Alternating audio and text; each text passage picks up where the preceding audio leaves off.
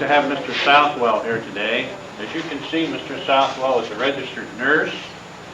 He works in nursing as a profession, and he has an AA degree from a junior college. He's also a real estate broker. He works in the real estate business as a profession. In addition, he has a political cause. And his political cause is, he in fact is the Chief of Staff of the Michigan Militia Corps.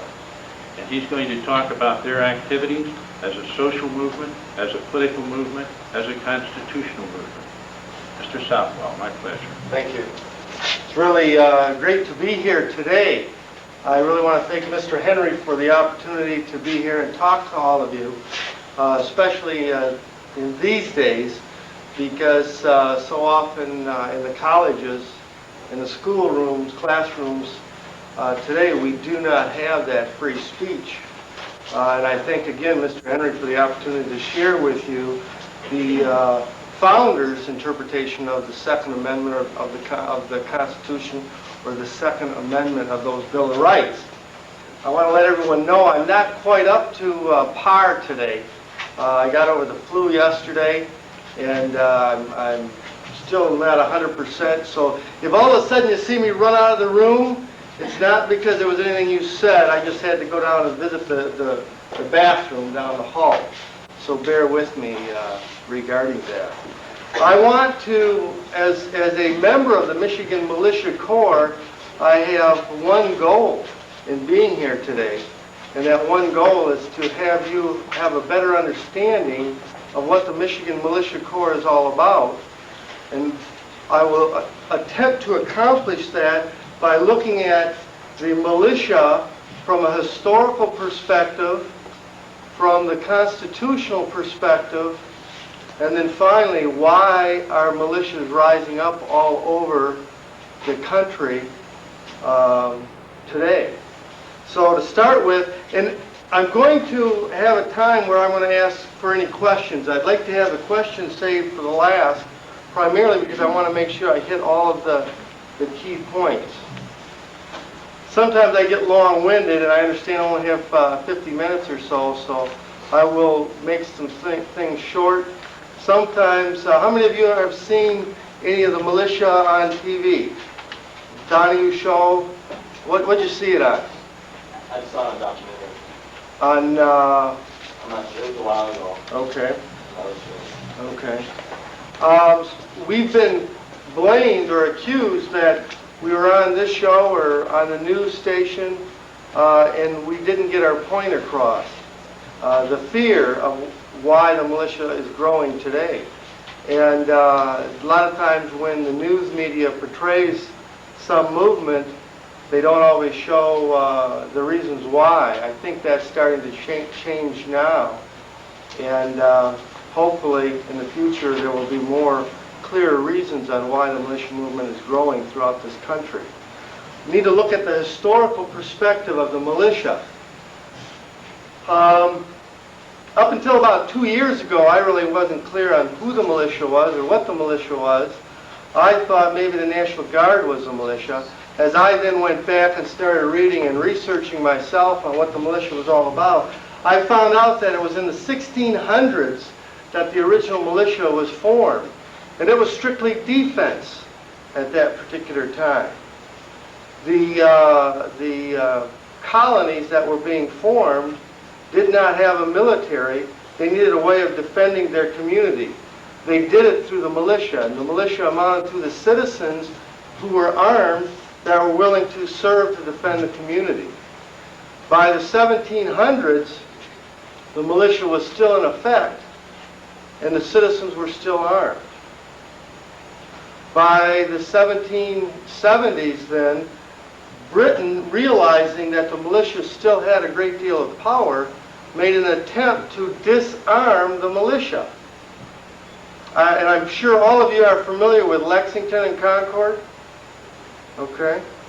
I didn't realize until just recently how that all came about. But the British were on their way to Concord to collect the weapons. In those days, the weapons were kept in an armory in town.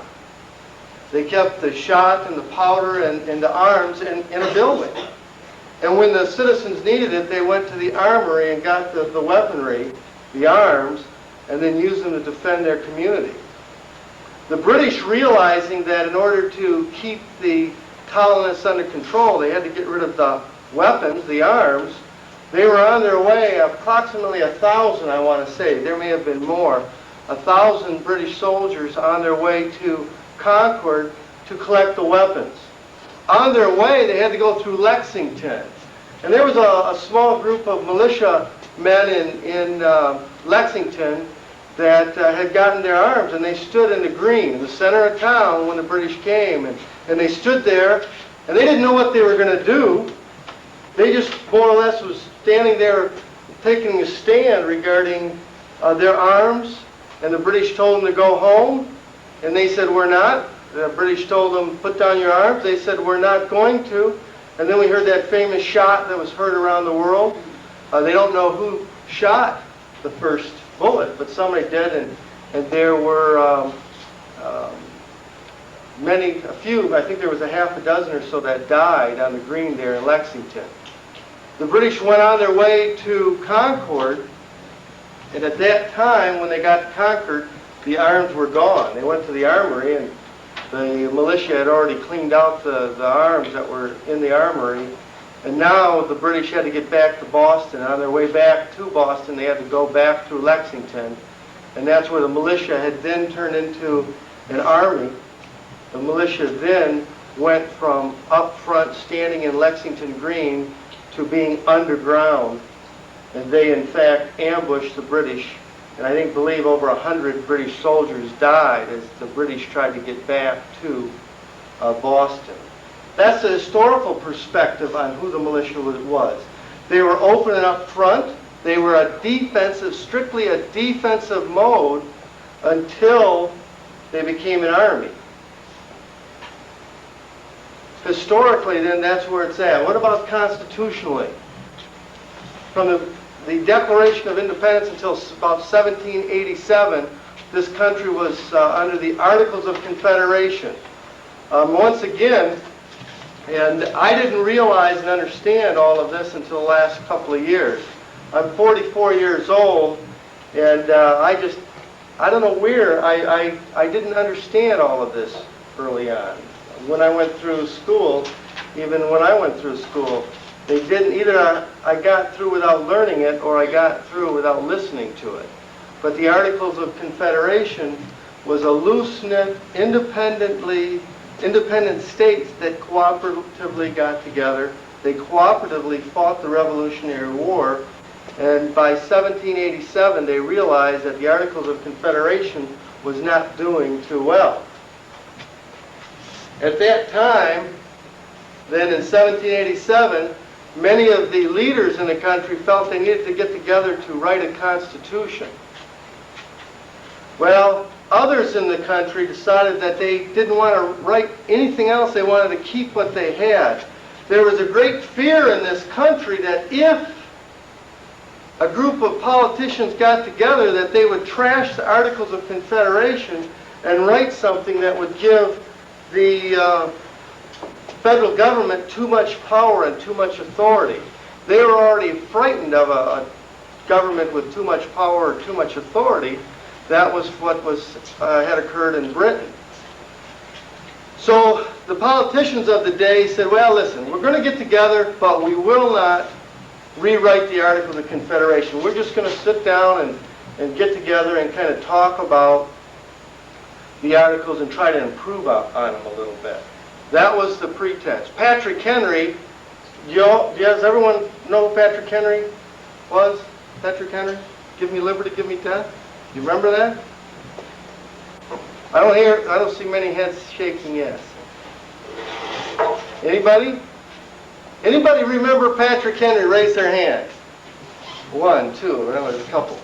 Somewhere in here, I just put it away. I'll pull that out and read that quote that he was famous for. And apparently the history books have been rewritten when you went to school from when I went to school, but it was a very important statement that he had made there. But Patrick Henry refused to go and participate in this convention reviewing the Articles of Confederation because he was frightened that they trashed the articles and they would write something else. Does anyone here know that what's going on in the state of Michigan throughout this country, at least over the last couple of years, was a constitutional convention? That has been going on over the last couple of years. Now they have eliminated the constitutional convention idea, and now they're just going to get together to discuss the Constitution, not to change it. How many here have ever heard the idea that if you don't know history, you're bound to repeat it? Have you heard that? Yeah. And all of a sudden in 1787, Patrick Henry is saying, don't meet. If you gentlemen meet to talk about the Articles of Confederation, you're in fact going to trash it and write something brand new. Now in 1995, the same thing's happening. We need to meet and talk about our Constitution, not to trash it, just to kind of talk about it and improve upon it. So many citizens are real frightened of this Constitutional Convention or this other vague, Cam, what's the name of it? Well, it starts out as a resolution of participation. Okay, to meet and have a conference of the states. So it changes names a lot, that helps. So there's the idea that they're not meeting to change the Constitution, just kind of talk about it. So the states are doing that now. So what happened then in 1787 when all these people got together? They trashed the Articles of Confederation and wrote the Constitution. They did then go back to all the states and say, listen, because we've got such a poor confederation, we need a stronger federal government to be able to get things accomplished, to be able to have the force and the strength that we need to stay together as a nation. So the Constitution was born, but we did not have the Bill of Rights. And we would not have a Constitution today if those politicians did not promise that they would pass as their first job the Bill of Rights, those first 10 articles, or those first 10 amendments to the Constitution. Patrick Henry argued and debated over the Constitution. He didn't want the Constitution at all. He wanted to keep the Articles of Confederation. And in Virginia, when they debated on whether to pass the Constitution or not, he said, what about your arms? How are you going to defend yourself against tyrants if you don't have your arms? And in the debate, they said, well, no problem. If you have a tyrant, you just have to re-elect a new person to govern you. And Patrick Henry said, oh, how easy it would be if all we needed to do to get rid of a tyrant is to elect someone else. He said, your power, your arms are gone. Your arms are gone. Without your arms, you cannot be able to defend yourself as a people, as a free people.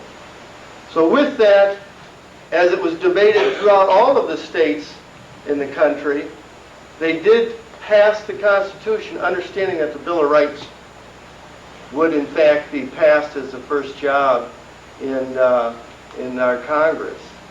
But what was the Constitution all about? The Constitution limited the federal government. It limited the federal government. It didn't give them free rein. It limited the federal government. The Bill of Rights then documented the limitation.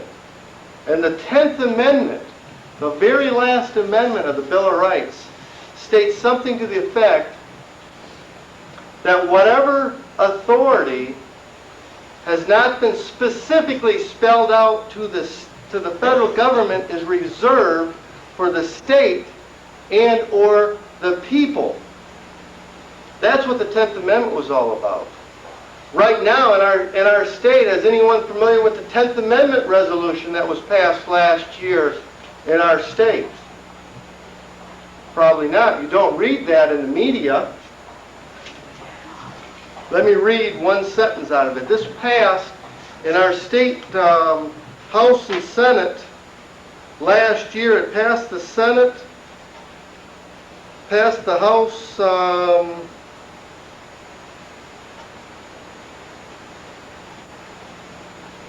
in September, and it passed the Senate in December. This was a resolution that was passed at the state level instead of sent to the federal level. I won't read it all, but let me just read one statement. And again, this is the kind of thing that's been passing all over the country regarding states rising up and telling the federal government you stepped over your constitutional authority. Resolved that we hereby memorialize the federal government as our agent to cease and desist, effective immediately, mandates that are beyond the scope of its constitutionally delegated powers. That's our state telling our federal government, back off. You stepped over the line. There's a Bill of Rights, the 10th Amendment, that tells you've got to be limited in your power, and you stepped over. How many have heard, I believe it was last week, at the federal level, the federal government is now stepping back off of their federal mandates when they aren't putting any money behind it. The federal government is starting to get frightened of the people. It's starting to get frightened of the states. Montana is talking about secession. Colorado was planning on, and I don't know if they've done this or not, Colorado state was planning on introducing in their legislation the idea that they were going to collect all the federal income tax, that they take out their money from the mandated programs and give the federal government the rest of the money. Isn't that interesting? Kind of a turn of events. Right now, we give them our money to the federal government, and then we beg them to give it back to us. So those kinds of things are changing. So during Patrick Henry's time then, in the late 1780s, he debated, and many others debated, that we needed these Bill of Rights to keep our federal government in check, to keep our federal government under control. But through the erosion in this country, we as a people have allowed our Constitution to be trashed, and particularly the Bill of Rights, the 10th Amendment being one. The Second Amendment is the right to bear arms. Mr. Andy, where are those? Yeah. And I don't have the Second Amendment memorized. I should, but I don't. And it's in this first page here, the constitutional wording. A well-regulated militia being necessary to the security of a free state, the right of the people to keep and bear arms shall not be infringed. The right of the people to keep and bear arms. I thought the militia was the National Guard. Who thought the militia was the National Guard? Come on, good. That's all right. Who else? All right. Anybody? Nobody. Just a couple. The militia is part of the National Guard. After the Constitution was ratified and the Bill of Rights were adopted, I believe that was in 1788, the government then established who the militia was, and the militia was the people. It was the Militia Act of 1792, I believe, and that stayed on the books until about 1908, when the president at the time, maybe it was 1916 at the time, the president said the Militia Act is null and void. In fact, the militia being of the people hadn't prepared or armed themselves, so the National Guard was established.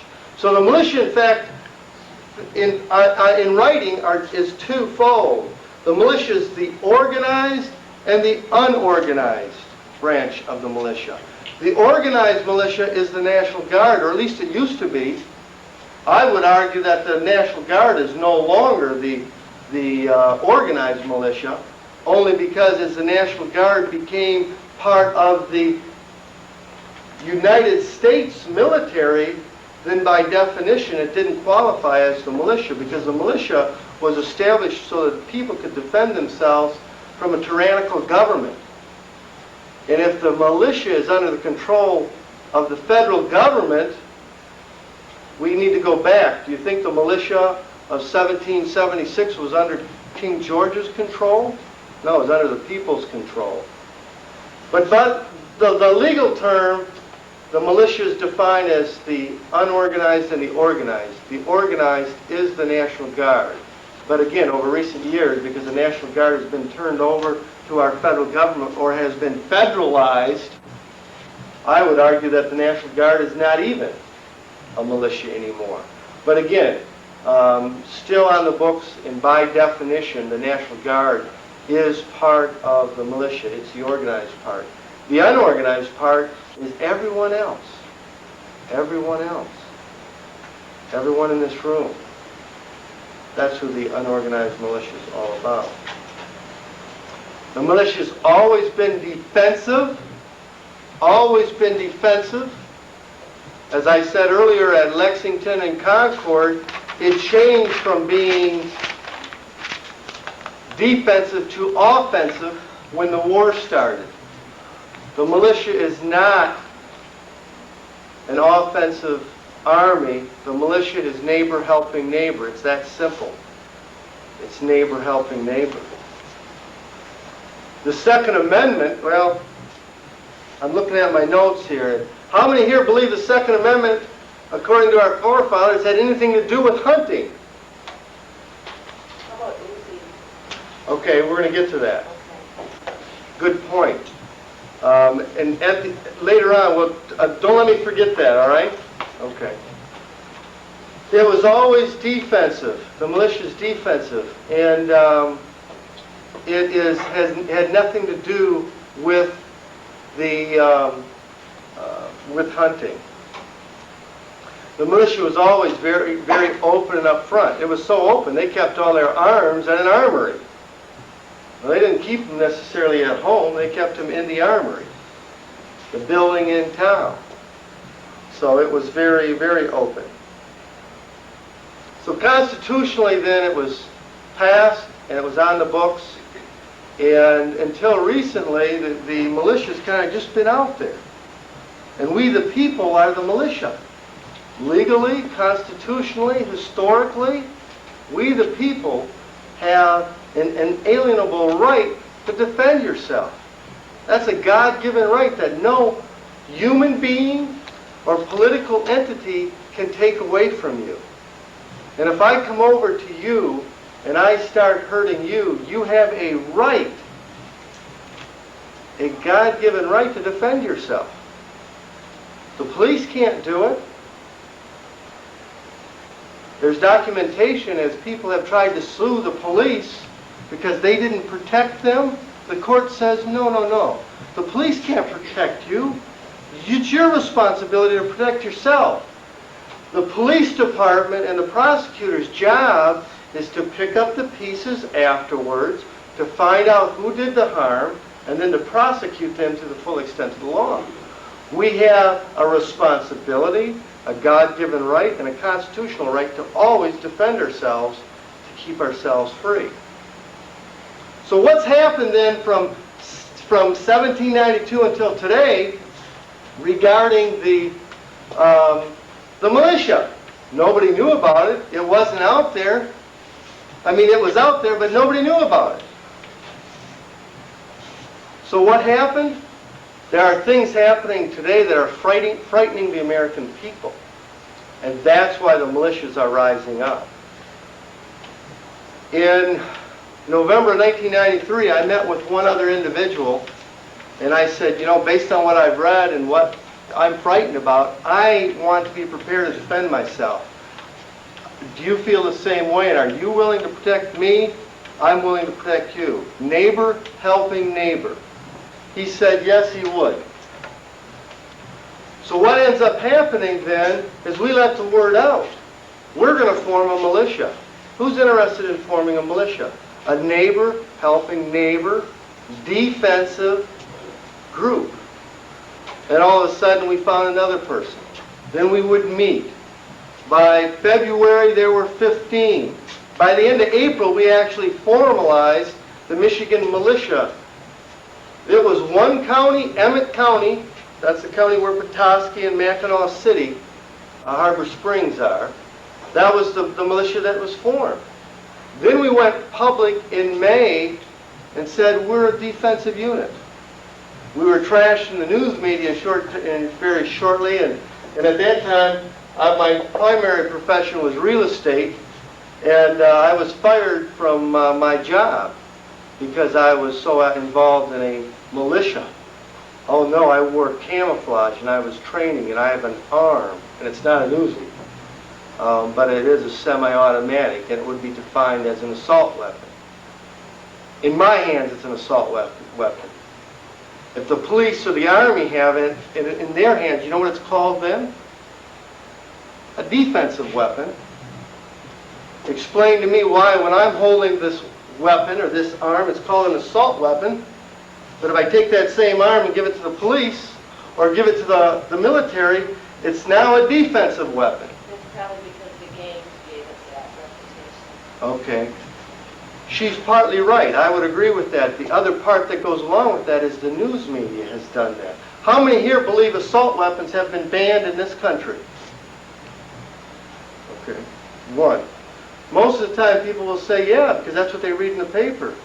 The crime bill banned the assault weapons. It didn't. There was a grandfather clause. All existing assault weapons are still legal. But the news media would give you the impression that assault weapons have been banned. So what's the fear today? The fear can, I can go on for hours, so I'm going to hit some key points, and then I'm going to open up to questions. The court system. And I'm glad you're going to have a judge here next week.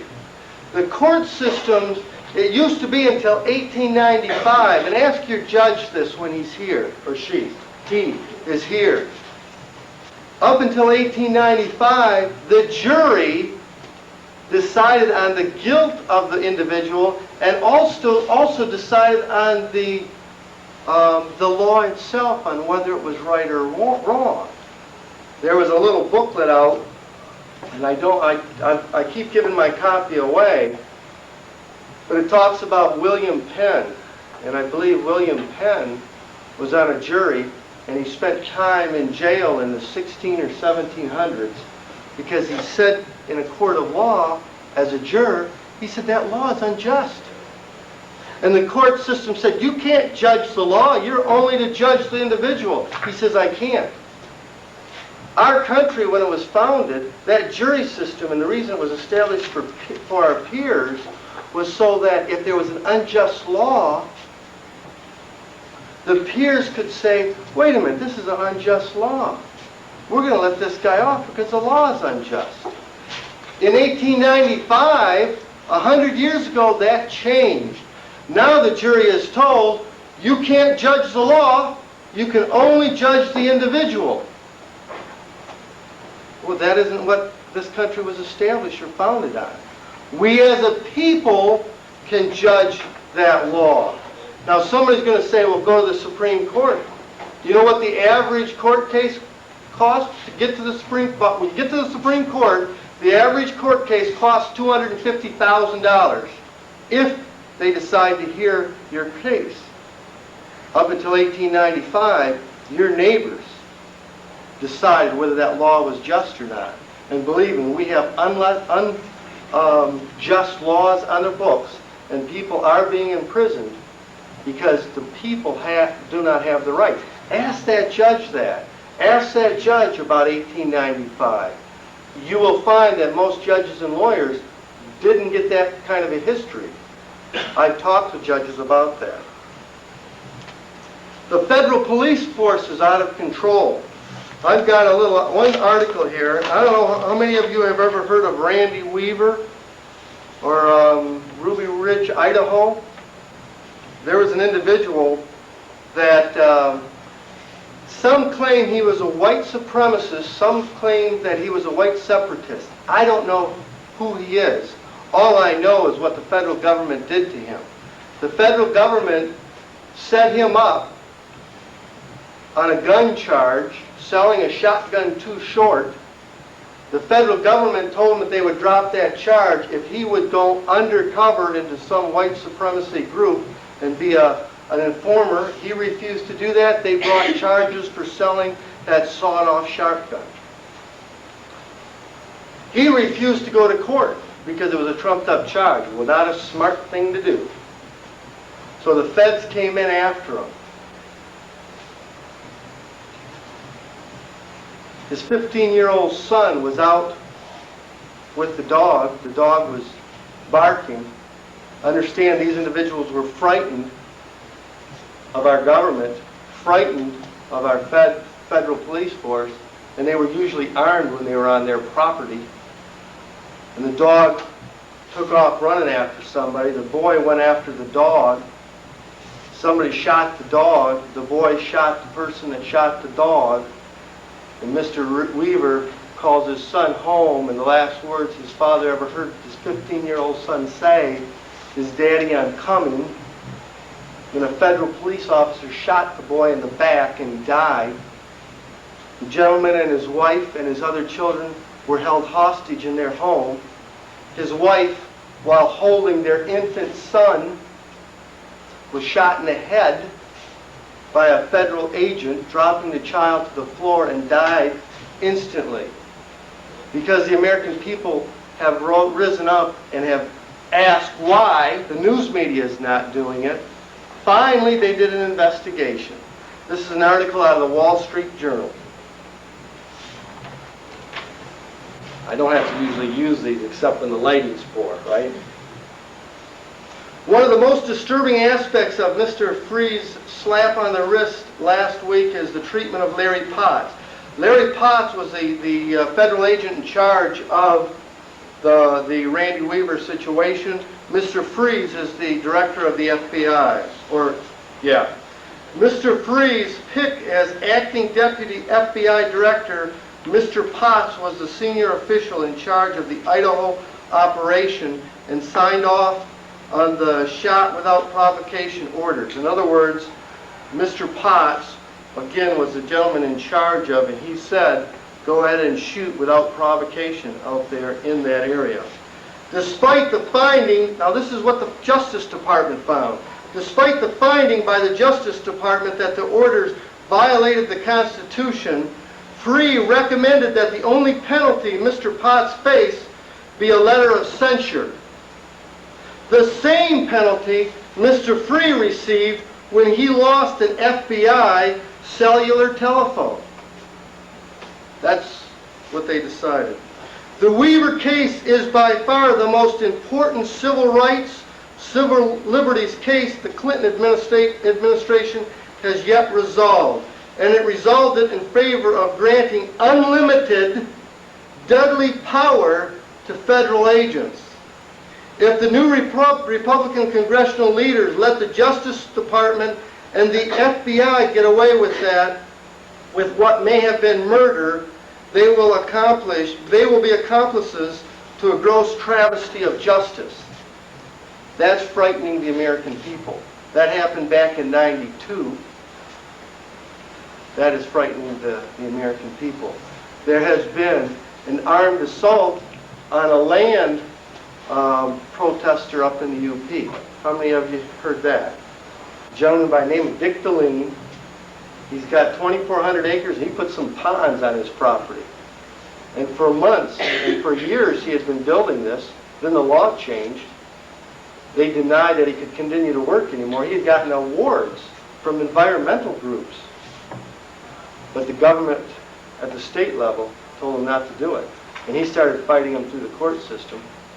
He's gone through 3 lawyers and $150,000. And he had an armed assault at his house. They broke down his gate, came to his house, and said, and these were camouflage SWAT team people at his house. The only reason no one was hurt there, I'm convinced, was because Mr. DeLysle's lawyer got involved and came out. Probably the biggest fear that I have, and I'm going to end with this, and there's many others, but I want to open the questions. The biggest fear that I personally have is the economic demise that this country is that's going to occur. In 1985, our country got the best business minds together under one commission. It was called the Grace Commission.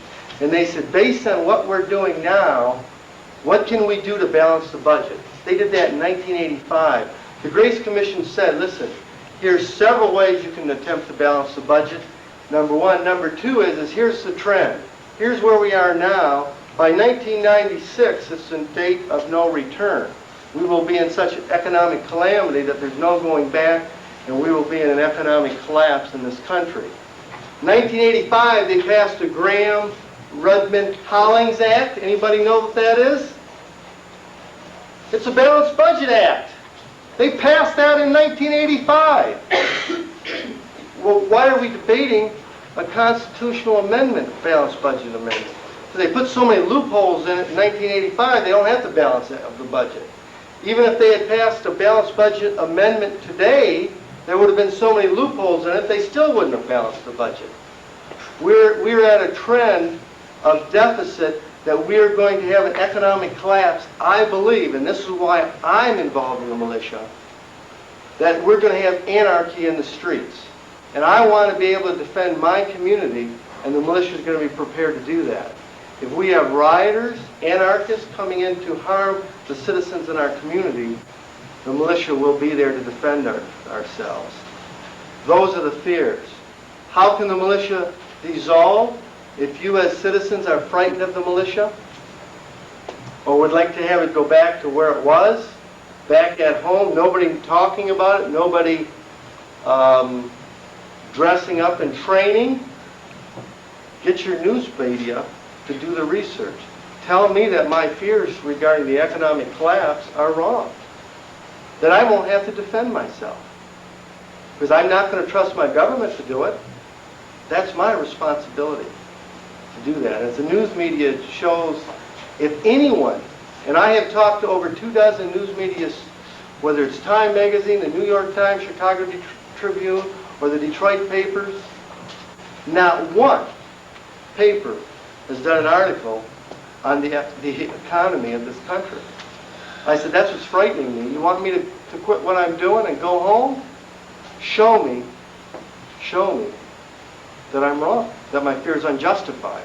And I'll go home. I'd rather still be working full-time in real estate instead of getting fired. Then I tried to get a job back in nursing at a hospital in Bethesda that I worked at 10 years. I can't get a full-time job back there. So there's discriminatory practices against the militia. But the militia is not a protected class, so that's life, I guess. So with that, I'll throw it open to questions, and I guess I'll go back to this lady and the Uzi. It can be debated on whether the militia has the right to have an Uzi or not. And some people believe that we as a people, in order to protect ourselves, should have all the weaponry that the government has. If you go back to 1776, the citizens had the same weaponry as the government had. So some will debate that they need an Uzi in the militia because the government has Uzis. And part of what we need to do is protect ourselves from the government. That's not my personal stand. My problem with an Uzi, when I think of it in terms of militia, it's a waste of bullets. I would just as soon have a semi-automatic. I don't need an Uzi. And if the debate is that an Uzi, the government has an Uzi, so I should have an Uzi, and I've had this people argue this, then doggone it, the militia should have tanks and cannons, everything that the government has. So I can't get into that debate, and I have no problem with outlawing Uzis. But others in the militia would argue that point based on having the same thing that the federal government has. Again, we're getting back to people are frightened of our government because of the erosion of our Constitution. Did you want to follow up with that? Did you want to follow up with anything about the Uzi? Okay. Other questions? Yes, sir. What agency was the rated Dick DeLysle? The Dick DeLysle was the DNR, state police, and the sheriff. He personally felt the sheriff was the one that really was at the head of that. But I don't know. Well, what they had was an illegal search warrant. And once the police were told that, they said, oh, we're sorry, Mr. DeLysle, we'll go home now, after they held him hostage for 3 hours. Now, somebody will say, well, no problem. Dick DeLysle can take the state police to court. But understand, he's still tied up and he's $150,000 in the court costs dealing with the DNR over the wetlands issue. Why was he arrested then? He was charged with violating the Wetlands Act. He put in some ponds in his Upper Peninsula 2,400-acre swamp. Basically, he built these ponds, and I mean, the man even brought in lime rock. He's got great documentation. Well, what was he arrested for? Not putting in the pond? Basically, you need a permit. Uh-huh. The DNR has to prove everything, and you're not supposed to disturb the wetlands. Oh, and they feel he did. And they feel he did by putting in ponds, that he disturbed Well, the wetlands. and that's not illegal. Doing it without a permit is illegal. Doing it without a permit. And he had been doing it before the law was passed, and the DNR said, oh, hey, why don't you just put in for a permit? He put in for a permit. His lawyer said the DNR didn't respond within 6 months, which means if they don't deny you in a 6-month period, you have permission then to continue on. He continued on until he had a different run-in with the DNR, and then they went out to get him. And that's when then they told him to stop what he was doing and went after him. Oh, through the legal he system. feels that they were out to get him right from the beginning. He doesn't feel that way, No. based on what he's told me. He had another run-in with the DNR over a job that he was hired to do. And he was in a difficult situation where he was hired by someone to do the work. The DNR told him to stop doing the work. He said, I'll stop doing it if you give me an injunction. And they said, well, we don't need to. You just need to stop. But he was under contract to get the job done. If he didn't get the job done, he would be liable to the person that did the hiring. And the DNR never came in with an injunction. So they came around the other direction. At least that's what's going on up there. Other questions? Yes, sir. Do you think militia, should there be other, I don't know, branches of the militia across the country? There are. Right now, from our lead in Emmett County, there are about 70 counties, 70 out of our 83 counties establishing militias here in Michigan. And virtually every state is forming some type of militia. And, it's spreading wide, beyond our, we were just some people who live in Emmett County. And I live, on 20 acres in a small community. But nobody believed that you could do this constitutionally.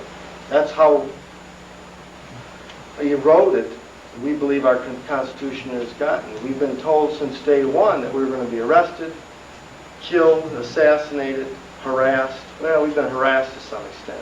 We just went through, there was a big uproar throughout the country that the Justice Department was going to be arresting militia leaders Saturday, actually all last week, all over the country. And there's a great deal of fear. So the movement is broad spread throughout the whole country. And I just want to address, too, as you read through that militia manual, I've been accused of being a racist. I've been accused in an organization out of the Southern Poverty Law Center called Klan Watch of meeting with somebody from the Aryan Nation who's supposed to be in the Aryan Nation. And I don't know who this person is, but Michigan law says that the accused, when somebody writes libel about an individual, you've got to give them until the next publication. And I'm in the process of getting that second publication, and I will be suing this organization. We are not discriminatory. We want everyone who is interested in defending their rights to join the militia. And this is what I tell people, because this is so basic and so simple.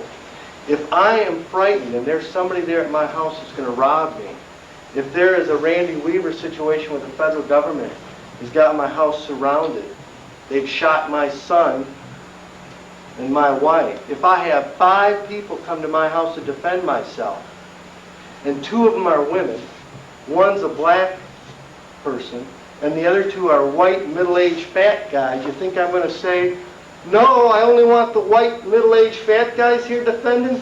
The blacks and women go home? Absolutely foolish. No.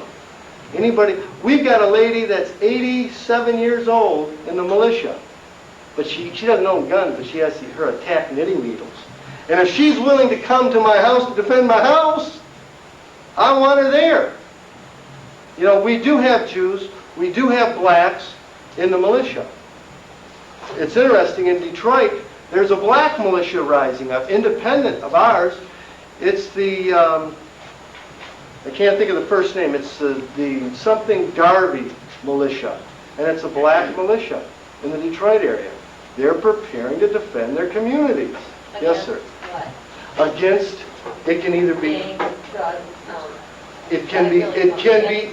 anything. It can be against abuse of federal agents.